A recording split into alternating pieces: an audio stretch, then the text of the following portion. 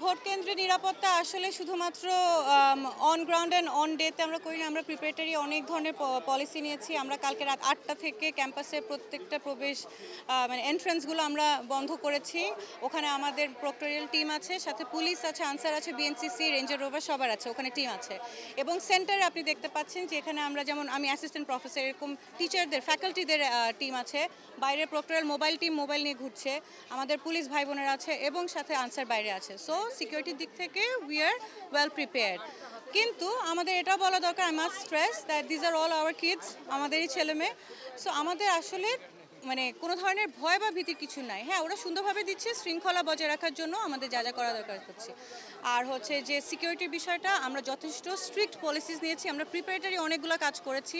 আমরা লাস্ট 1 সপ্তাহ ধরে এই ডাকসু কেন্দ্রিক যত ধরনের স্টেপস নেওয়া সম্ভব বিভিন্ন ফোর্সের সাথে কোলাবোরেট করে আমরা সেটা করেছি। আল্লাহর রহমতে সোফার আমরা দেখতে পাচ্ছি যে everything is going smoothly and very systematically. হ্যাঁ, সো এভাবে 4টা পর্যন্ত শেষ হলে হয়। আল্লাহ না করুক কোনো অপ্রীতিকর ঘটনা ঘটবে না আশা করি, কারণ অ্যাজ আই মেনশন আর্লিয়ার যে ইটস অল আওয়ার স্টুডেন্টস।